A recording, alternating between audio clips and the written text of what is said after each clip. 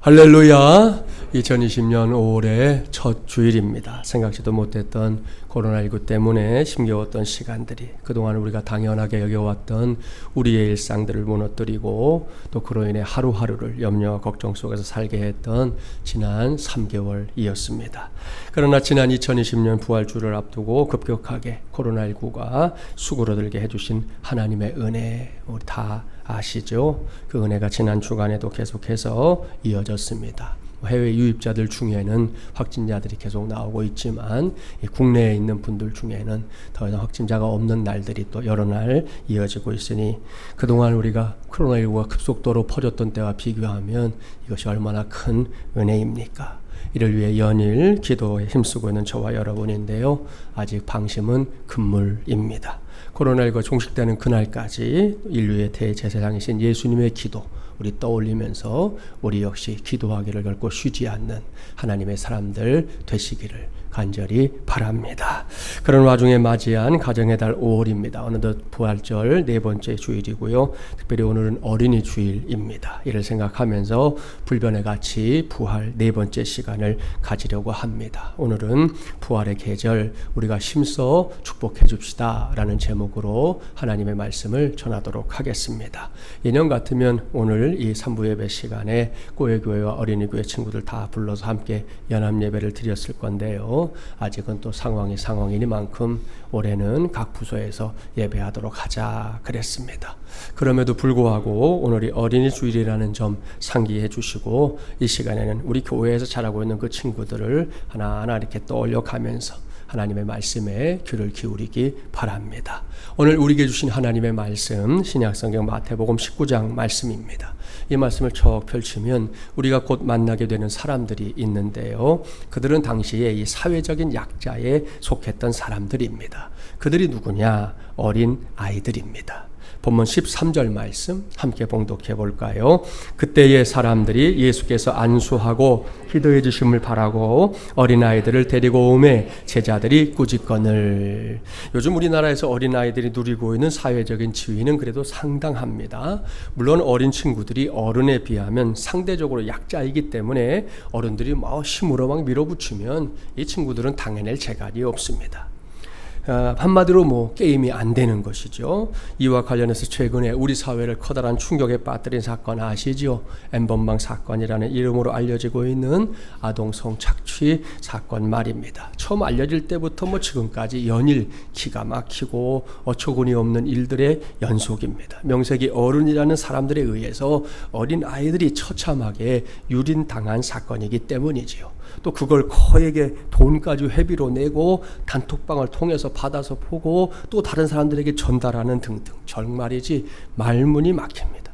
게다가 거기에 관계된 사람들이 하나씩 이렇게 등장할 때마다 국민들의 분노는 하늘을 찌를 듯 했습니다. 그렇습니다. 정말 분노에 찰 일입니다. 결코 그냥 둘 수 없는 일입니다. 그동안에도 이런 일들이 생길 때마다 늘 우리 사회에서는 어린이들이 갖고 있는 인권을 보호해 주어야 한다 이런 의견이 대세를 이루었는데요. 뾰족한 대책 없이 넘어가고 했던 것도 현실입니다. 그것이 늘 많이 아쉬웠는데요. 이번만큼은 일벌백계 하는 계기로 삼았으면 하는 것이 모든 국민들의 생각일 거다 믿습니다. 아무튼 우리 사회가 이런 문제에 이렇게 예민하게 대처하고 있는 것, 그것은 그만큼 이제 어린아이들의 사회적인 지위가 중시되고 있는 증거다 이렇게 말할 수 있습니다. 하지만 옛날에는 그렇지 않았다는 거 그것도 아시죠? 1923년에 방정환 선생님에 의해 어린이날이 제정되기 전까지만 해도 우리나라 문화에서도 어린이들은 어른들에게 매우 성가신 존재에 불과했습니다. 더군다나 요즘과는 달리 한 가정에 많게는 10여 명의 자녀가 태어나던 당시로서는 이 어린이들이 어른들 주위에 이렇게 모이는 일 자체가 매우 귀찮은 일, 또한 버르장머리 없는 일로 여겨졌습니다. 더군다나 일제강점기라는 암울한 역사를 살아가던 사람들에게 있어서 아이들은 그저 어린 것 혹은 애새끼라는 호칭으로 불렸을 뿐입니다. 이를 안타깝게 여긴 사람이 바로 방정환 선생님이에요. 그때 방 선생님이 처음으로 사용하게 된 호칭이 이제는 너무나 익숙한 어린이라는 단어인데요. 무슨 뜻입니까? 이것은 어르신이라는 말의 줄임말입니다. 한마디로 말하면 이 말은 어린이들을 이제 인격적으로 존중해서 불러주려고 어르신 이렇게 얘기하듯이 어르신이라고 부르게 됐던 것이죠.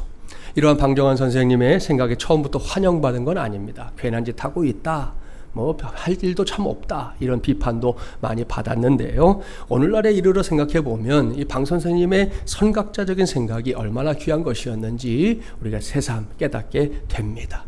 물론 여전히 어린이를 매우 성가신 존재로 여기는 사람들 세상에 존재합니다. 심지어 어린아이들 데려다가 앵벌이 시키는 어른들도 있잖아요.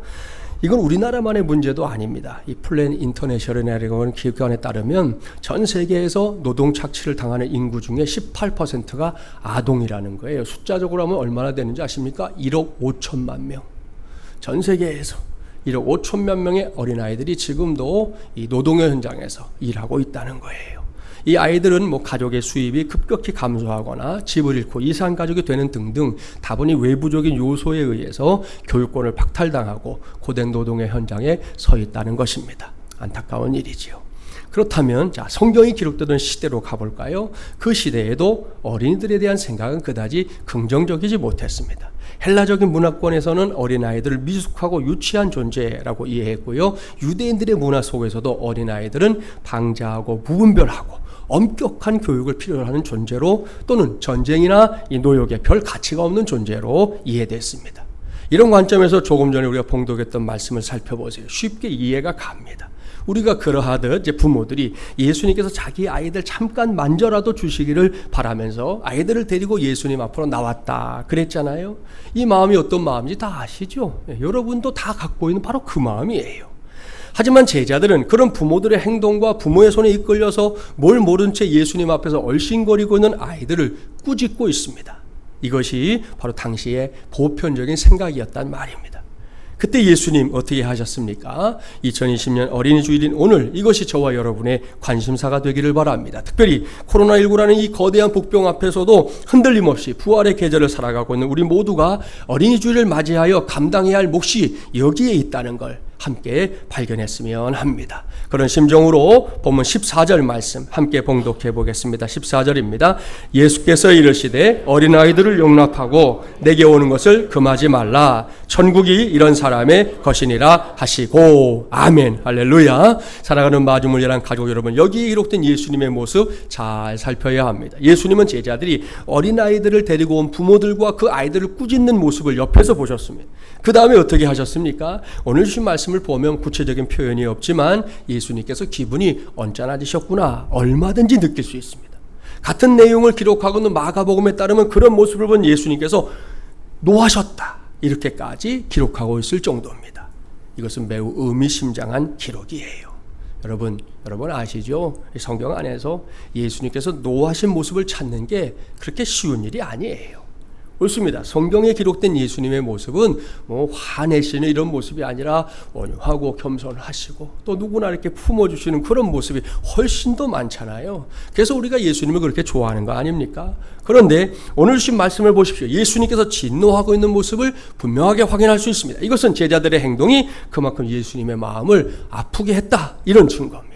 그들이 딴에는 예수님을 위한다고 한 일이었지만 사실은 예수님의 뜻과는 전혀 반대의 일을 행하고 있었던 것입니다. 그렇다면 여기서 예수님께서 이렇게까지 진노하고 있는 이유 무엇일까요? 그래서 마땅히 사람을, 그러니까 상대방이 어떤 사람이든 간에 하나님의 형상대로 지음받은 사람을 함부로 대하는 이 제자들의 태도가 매우 잘못된 것이었기 때문입니다. 언젠가 제가 이 점과 관련해서 했던 이야기가 하나 있어요. 이것은 제가 개인적으로 매우 싫어하는 스타일의 사람이 있다는 거예요. 기본적으로 사람 다 좋아하는데 이건 조금 마음에 안 들어요. 예전부터 저를 아는 성도들은 그게 어떤 사람인지 알 거고요. 아직 몰랐던 성도들도 있을 수 있으니까 다시 말씀드릴 테니까 기억을 해주세요. 제가 제일 싫어하는 스타일의 사람, 약한 사람 앞에서는 강하게, 강한 사람 앞에서는 약하게 구는 것을 다반사로 여기는 사람이에요. 제 생각으로는 이 사람이 진짜 나쁜 사람이다 그런 생각을 하거든요. 왜요? 그것은 자기 안에 있는 이 잣대, 결코 그게 올바른 잣대도 아닌데 그 잣대만을 가지고 모든 사람을 이미 다 판단하고 있는 것이기 때문입니다. 이런 거잖아요. 이 정도의 사람은 내가 함부로 대해도 되겠구나 하고는 막 대하고요. 이 사람 앞에서는 잘 보여야 되겠네 이런 생각하면서 절절매고 말입니다. 이런 판단의 기준을 가지고 각각의 사람들을 대하고 있으니 이거 참 고약한 일 아니겠습니까? 이것은 매우 잘못된 삶의 태도다 생각합니다. 만일 우리 안에 이런 생각이 눈꽃만큼이라도 있다면 당장 그 마음을 갈아엎어 버리기를 바랍니다. 이러한 우리의 생각을 갈아엎게 해주는 아주 좋은 시가 하나 있어요. 시의 제목은 그곳엔 아직 어린 소녀가 살고 있지입니다. 이 시는 스코틀랜드의 둔디 근처에 있는 아슈르디 병원의 노인병동에서 지내다가 돌아가신 한 할머니가 남긴 글입니다. 할머니가 돌아가신 후에 이제 그녀의 유품 속에서 이게 나왔는데요. 한번 들어보세요. 많은 걸 생각하게 합니다. 당신은 무엇을 보는가요? 간호원 아가씨, 당신은 무엇을 보는가요? 당신은 나를 볼 때마다 까다롭고 현명치 못하고 변덕스러운 늙은이라 보겠지요. 식사 때마다 음식을 흘리고 다시 해봐요 라는 당신의 다그침에 아무 반응도 없고 매일매일 양말과 구두를 잃어버리는 아무 생각 없는 늙은이라고 생각하겠지요. 간호원 아가씨, 오늘 날 좀 봐요.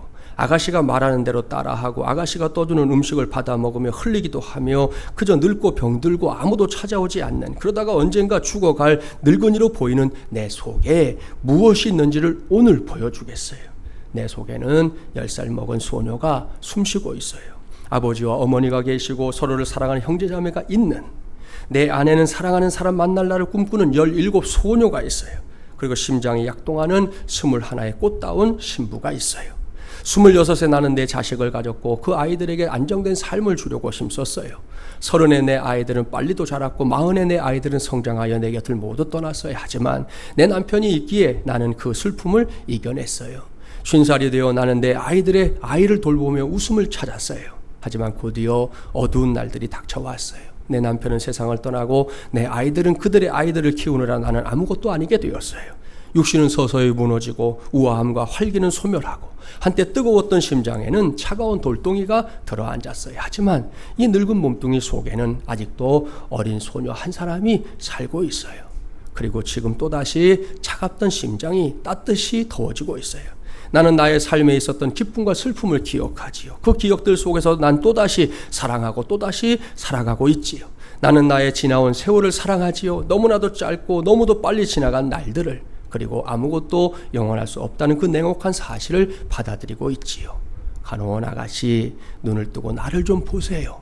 까다로운 늙은이라고만 보지 말고 좀 더 가까이 와서 나를 좀 보세요. 그런 글입니다.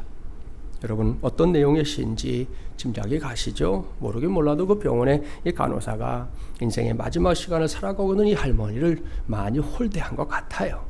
할머니의 지난 날이 어떤 인생이었는지 눈꽃만큼도 관심을 두지 않았습니다. 당장 눈에 보이는 것들에만 기초해서 함부로 판단하고 함부로 대하고 제멋대로 해석하고 상대방이 별 볼 일 없다고 할 말 못할 말 구분하지 않고 사용하고 그저 그렇게 이 할머니를 대한 것 같습니다. 참으로 고약한 일이지 않습니까? 그렇다면 우리는, 아니 나는 주변에 있는 사람을 어떻게 보고 있습니까? 잘 보고 있습니까?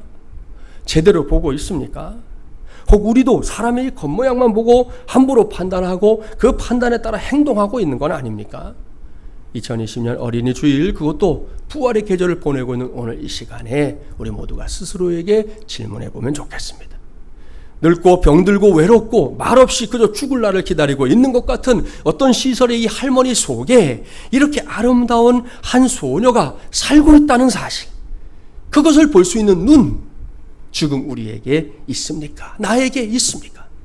세월의 흐름을 이겨내지 못해 늑수구레하고 추레하게 보이는 한 노인 속에도 여전히 살아 숨쉬는 싱싱한 한 청년이 살고 있다는 걸 볼 수 있는 눈, 지금 나에게 있습니까?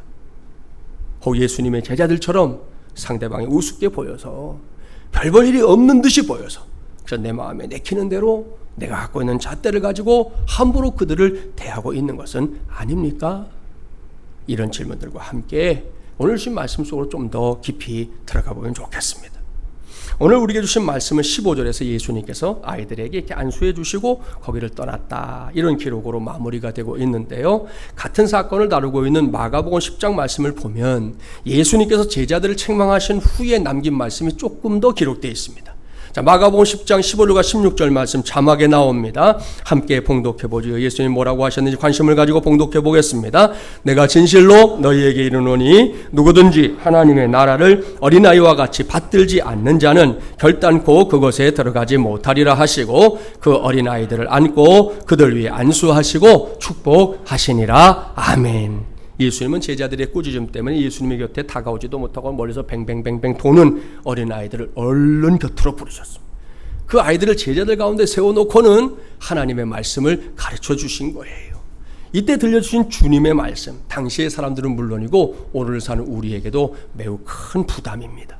왜요? 예수님께서 친히 누구든지 하나님의 나라를 어린아이와 같이 받들지 않는 자는 결단코 그곳에 천국에 들어가지 못하리라. 이렇게까지 말씀하고 있기 때문입니다. 그렇다면 여기서 예수님께서 표현하신 어린아이와 같이라는 말씀, 무엇을 뜻하는 걸까요? 이것은 우리 모두가 다시 어린 시절로 돌아가야 한다, 이런 의미는 아닐 거예요. 왜요? 그것은 결코 일어날 수 없는 일이기 때문입니다. 언젠가 이렇게 새해를 맞이하는 풍경을 소개하는 한 방송에서 여러분도 잘 아신 작곡가요 이 가수인 윤종신 씨라고 있죠. 윤종신 씨가 떠오르는 태양을 이렇게 바라보면서 외친 소원이 방송에 나오는 걸 본 적이 있어요. 명색이 소원이잖아요. 근데 그 소원을 듣고 있는 제 마음이 다 짠해지는 거예요. 뭘 빌었느냐? 이렇게 빌었어요. 새해는 저의 키가 조금만 더 자라게 해주세요. 이렇게 빌었어요. 여러분, 이게 되는 말입니까? 안 되는 말입니까? 안 되는 말이죠. 이분의 키가 169cm래요. 그러니까 남자 키로는 뭐 그렇게 큰 키는 아니죠. 그렇다고 해서 2009년생이 아닌 1969년생인 그의 키가 이제 와서 더 큰다는 건 우리 모두가 어린 시절로 돌아가야 한다는 것과 마찬가지로 있을 수 없는 일이라는 거지요. 그렇다면 여기서 예수님께서 어린아이와 같이 되라 하신 말씀의 의미 뭘까요?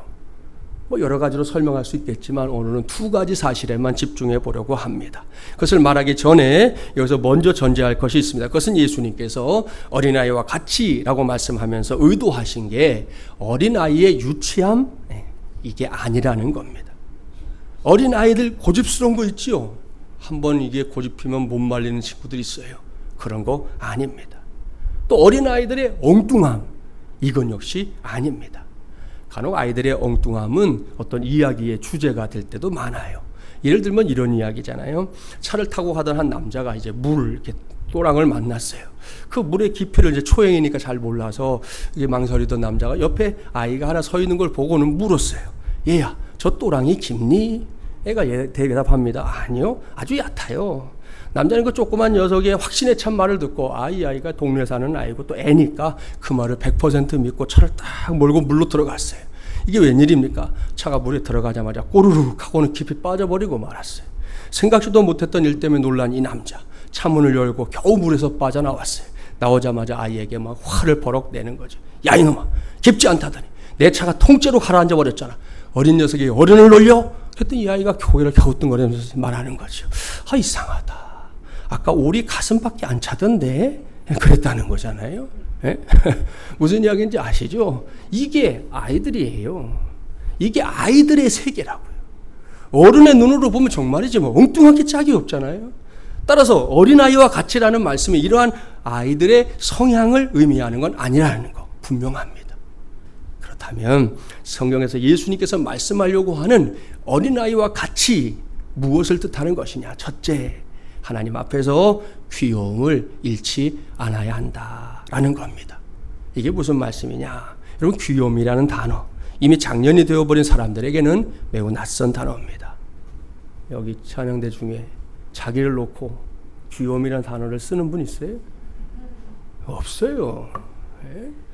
뭐 지나가는 아이들을 보고서는 귀엽다 뭐 이럴 수 있고, 뭐 잠자는 아이 사진을 보고서는 귀엽다 이러긴 해도 자기 자신을 놓고 내가 귀여워 이러면 돌맞죠? 절대로 자기에게는 적용하지 않는 단어입니다. 그래서 설명하는 거예요. 저와 여러분이 알고 있는 한도 내에서 대부분의 새끼들은 귀엽습니다. 그렇죠? 강아지 귀여워요. 병아리 애들이 막 키우고 싶어서 난리예요. 귀여워서. 그렇죠? 아기 원숭이 귀여워요. 그뿐이 아닙니다. 정말이지 모든 새끼들이 다 귀엽습니다. 오죽하면 고슴도치도 자기 새끼는 귀엽다고 그러잖아요. 아니 우리가 봐도 귀여워요. 마침 또 오늘 아침에 나와갖고 이제 내가 한 8시 한 15분쯤 나왔는데 이게 이제 신문을 기사를 읽는데 뭐가 딱 나왔냐면 서울대공원에 요번에 다산왕으로 11마리를 낳은 동물이 소개됐어요. 지난달에 낳았대요. 뭔가 했더니 이 두더지더라고요. 두더지인데 11마리를 낳았대요 이번에. 그래가지고 그 사진이 나왔는데 아무튼 새끼는 귀여워요. 묻겠습니다. 새끼들이 왜 이렇게 귀엽습니까? 이유가 뭘까요? 생각해 본 적 없죠? 결정적인 이유, 여러분 중에서 누구도 부인할 수 없는 이유가 있습니다. 그것은 귀여움이 생존을 위해 필수적인 요소이기 때문입니다. 이런 말이에요. 새끼가 귀엽지 않다면 누가 키우겠습니까? 생각해 보세요. 새끼가 흉물스럽고 딱 보는 순간 막 흉측해. 누가 그 녀석의 보호자가 되겠다고 나서겠냐는 거예요. 어림도 없습니다, 여러분. 얼른 내다 버릴 거예요. 그게 아니면 못 본 척 하면 그만이에요. 그런데 이것이 현실은 아니죠. 모든 새끼들은 공통적으로 약하고 귀여워 보입니다. 그래서 그 새끼보다 큰 존재에게 언제나 이 보호 본능을 불러일으키는 거예요. 사랑의 욕구를 자극한단 말입니다. 고릴라에게 그림을 선택하는 실험을 했던 적이 있어요. 바나나 그림, 사과 그림, 아기 고양이 그림. 뭘 선택했겠어요? 아기 고양이 그림을 선택했습니다. 이유는 말할 것도 없이 새끼가 귀엽기 때문이었다는 거죠. 이러한 사실은 방송이나 책을 통해서 얼마든지 확인이 됩니다. 실제로 동물의 세계에서 심지어 남의 새끼, 내 새끼 말고 남의 새끼, 다른 종의 새끼를 키우는 경우 왕왕 있잖아요. 저도 방송에서 봤어요. 여러분, 개가 호랑이 새끼 젖을 주던데요. 호랑이 새끼가 와서 개의 젖을 빨아먹어요. 내줘요 그냥. 로마 제국의 건국 신화를 보면 늑대 소년 이야기가 나옵니다. 늑대가 사람의 아이를 키웠다 그런 얘기잖아요. 얼마든지 가능합니다. 실제로 우리나라가 아니라 세계 역사 가운데 있는 일이죠. 왜요? 약한 존재는 귀여움을 통해 생존하기 때문입니다. 결론, 약하면 귀엽기라도 해야 한다. 이게 결론이에요. 그런 관점에서 저와 여러분, 인간이라는 존재를 살펴보십시오. 성경에 서는 대로 인간은 모두 죄인입니다. 이 말은 하나님 앞에 온전히 설 수 없는 존재다. 하나님의 심판을 받아 죽을 수밖에 없는 존재다. 이런 말이에요. 그렇다면 이러한 죄인의 자세 어떠해야 할까요? 두말할 게 없어요. 죄인은 무조건 자기를 낮추고 겸손해져야 합니다. 결코 고개를 뻣뻣하게 쳐들 수가 없단 말입니다. 이것을 앞서 말한 메시지와 연결시키면 귀여움 이렇게 표현할 수 있습니다. 그래서 예수님은 공생애 중에 자신의 죄인됨을 인정하고 고개도 들지 못한 채 하나님 앞에 나오는 사람들 무조건 사랑해 주신 거예요. 무조건 받아주신 거예요. 묻지도 따지지도 않고 받아주셨어요. 동일한 관점에서 예수님에게 종종 질타를 당했던 바리새인들 떠올려 보세요. 그들의 약점이 뭡니까? 전혀 귀엽지 않다는 거예요. 그렇습니다. 그들의 자세는 늘 자만이었어요. 귀여워해 줄 구석이 있어야지. 아나무인은 기본이에요. 이러한 사실을 확인시켜주는 말씀이 누가복음 18장 9절 이하에 기록되어 있는 바리새인과 세리의 비유입니다. 거기서 바리새인이 성전에 올라와서 하나님께 기도했던 기도의 내용 기억납니까? 하나님이여, 나는 다른 사람들 곧 도색, 불의, 간음을 하는 자들과 같지 아니하고 이 세리와도 같지 아니함을 감사하나이다. 나는 일에 2번씩 금식하고 또 소득의 11조를 드리나이다. 기도했어요. 당당하게. 무엇보다 그는 자신을 드러내기 위한 리스트를 갖고 있었어요. 종교 리스트, 행위 리스트, 자랑 리스트 말입니다. 문제는 하나님께서 보실 때 이러한 바리새인에게는 일체 귀여움을 찾아볼 수 없었다. 이게 문제였어요. 그렇다면 세리는 어떻습니까? 그 얘기도 성경이 기록하고 있잖아요. 세리는 멀리 서서 감히 눈을 들어 하늘을 쳐다보지도 못하고 다만 가슴을 치며 이르되 하나님이여 불쌍히 여기소서 나는 죄인이로소이다 하였느니라 그랬습니다. 보십시오. 세리는 한마디로 주제 파악을 너무 잘하고 있는 거예요. 그는 자신이 절대적으로 하나님의 긍휼을 필요로 하는 존재라는 걸 알았습니다. 그래서 고개도 들지 못한 채 하나님의 은혜만, 그 은혜만 구하고 있는 거예요. 이 말씀의 결론, 예수님께서 바리새인이 아닌 세리를 칭찬하셨다. 아시죠? 여기에 저와 여러분이 붙잡아야 할 오늘의 신앙이 있습니다. 일찍이 예수님도 말씀하셨는데요. 신앙이란 근본적으로 자기 부인이에요. 거기에서 출발하는 거죠. 나는 죄인입니다. 나는 안 됩니다. 참 해보려고 했지만 나는 부족합니다. 나란 사람은 하나님의 구원이 절대적으로 필요합니다. 나는 지금 목이 마릅니다. 나의 영혼이 지금 배고픔에 지쳐 있습니다. 여러분, 이것이 신앙이에요. 이걸 한마디로 말하면 하나님, 나를 귀엽게 여겨주세요. 이렇게 간구하는 것과 다를 바 없다는 겁니다. 이것이 오늘 이후 저와 여러분의 기도, 저와 여러분의 소원이 되기를 바랍니다. 예수님께서 말씀하신 어린아이와 같이라는 말씀의 이 첫 번째 의미를 2020년 어린이 주일인 오늘 이 시간 마음판에 꼭 새기자는 말씀이에요. 이를 위해 묻겠습니다. 저와 여러분이 하나님을 아버지로 예수 그리스도를 구세주로 믿고 섬기며 따라가는 신앙인인 거 맞습니까? 정말 맞습니까? 그렇다면 하나님 앞에서 어린아이와 같이 귀여운 신앙으로 살아가기 바랍니다. 그게 뭘까 고민할 게 없어요. 저와 여러분이 첫 신앙, 첫 은혜, 첫 사랑을 체험했던 그때를 기억해내면 됩니다. 그 모습이 하나님 앞에서는 가장 귀여운 모습이기 때문입니다. 아이들도 태어난 그 순간이 가장 귀엽잖아요. 자라가면서 때려 죽이고 싶은 몇 살 이런 얘기하는 거지, 그 순간이 제일 귀엽고 제일 이쁘잖아요. 우리도 신앙 안에서 하나님을 아버지라고 처음으로 불렀던 그 시간, 그 모습, 그게 우리 하나님께는 가장 귀여운 모습이라는 거예요. 여전한 어려움 속에서 2020년 부활의 계절을 살아가고 있는데요. 먼저 그때 그 모습의 회복을 구하고 또한 힘쓰는 저와 여러분이 되기를 주님의 이름으로 축복합니다. 예수님께서 말씀하신 어린아이와 같이 이 말씀의 의미 둘째, 어린아이는 절대적으로 부모를 필요로 하는 존재다, 이겁니다. 무슨 말씀인지 아시죠? 이 본질상 연약해서 혼자의 힘으로는 결코 살 수 없고요. 부모의 품 안에서만 평안할 수 있는, 부모의 보호 아래서만 가장 안전하게 살 수 있는 어린아이들의 실존적인 상태를 말씀하신 겁니다. 이 자식을 키우는 입장에서는 이게 얼마나 중요한 일인지 몰라요. 이 부모와 자녀의 관계 말입니다.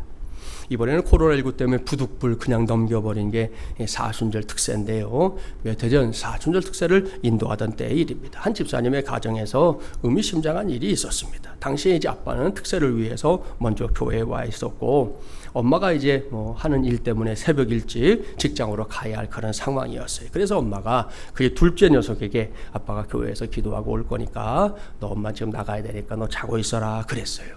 그런데 이 녀석이 땡깡을 뿌리듯 하면서 뭐라고 했느냐? 자기는 어린 아기이기 때문에 어른이 반드시 돌봐주어야 하는 거라고. 그러니까 엄마가 나가지 말든지 아빠가 빨리 오든지 해야 한다. 이렇게 너무 강력하게 요구해서 아빠 집사님이 할 수 없이 예배 맞추고 앉아서 기도도 못하고 집으로 서둘러 돌아가면서 차 안에서 기도를 했다 그러더라고요. 아주 맹랑한 친구죠. 한 가지 실화를 더 소개합니다. 미국의 석유왕으로 알려진 이 존 D 록펠러의 일화입니다. 이 사람이 당대 최고의 부자고 기부자였다는 거 들어봤죠? 그가 어느 날 이제 어느 호텔에 이렇게 나타났어요. 지배인이 아는 얼굴이니까 깜짝 놀라면서 반갑게 맞아줬습니다. 아이고 어서 오시라고. 그랬더니 뜻밖의 이렇게 말하는 거예요. 제일 싼 방 하나 주시오. 지배인이 아주 난처한 표정으로 말합니다. 회장님, 사실 지금 아드님께서 우리 호텔에 와서 제일 비싼 특실을 사용하고 있습니다. 우리 회장님이신데 같은 등급으로 써야 하지 않겠습니까? 그랬더니 그래요? 내 아들이 사용하는 방이 하루 얼마입니까? $5,000. 500만 원이 넘어가죠. 가장 싼 방은 $33입니다. 그랬더니 이 록펠러가 얘기하는, 그럼 저는 $33짜리 방으로 하겠습니다. 아이고 회장님, 그래도 그렇지. 그때 이제 록펠러가 웃으면서 했던 얘기, 참 유명한 얘기입니다. 신경 쓰지 마십시오.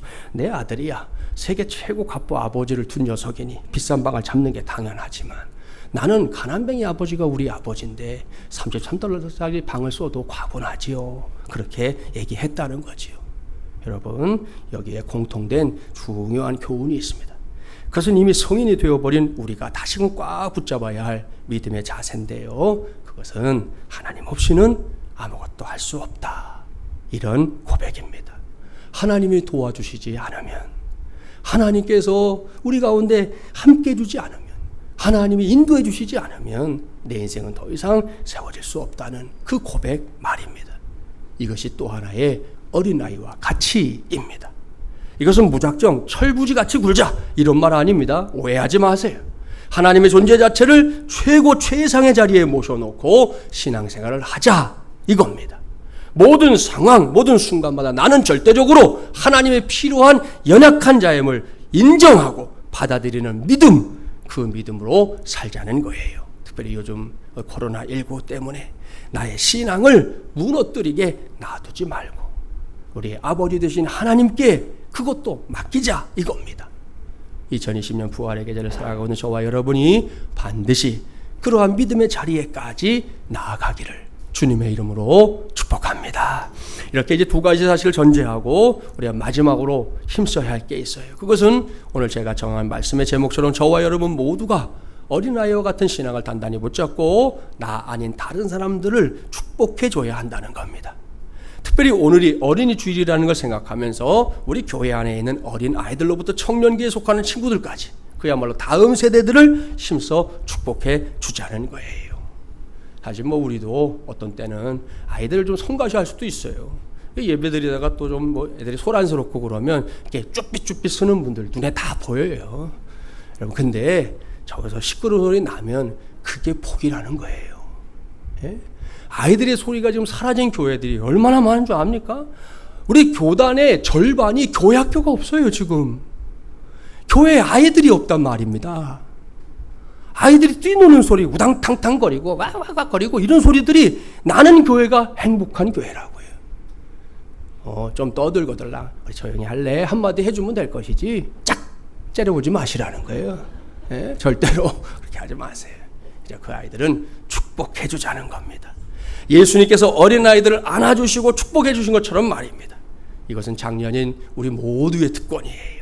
우리가 그 특권을 적극적으로 사용할 때 하나님께서 제가 좋아하는 민수기 14장 28절 말씀 그대로 역사하실 줄 믿습니다. 너희 말이 내 귀에 들린 대로 내가 너희에게 행하리라. 할렐루야. 이 말씀이 살아서 역사하는 말씀으로 저와 여러분이 축복하는 말 가운데 증명되기를 간절히 바랍니다. 세계적으로 유명한 유대인들의 전통적인 아동교육에서 가장 중요한 것이 뭐냐? 바로 축복하는 일입니다.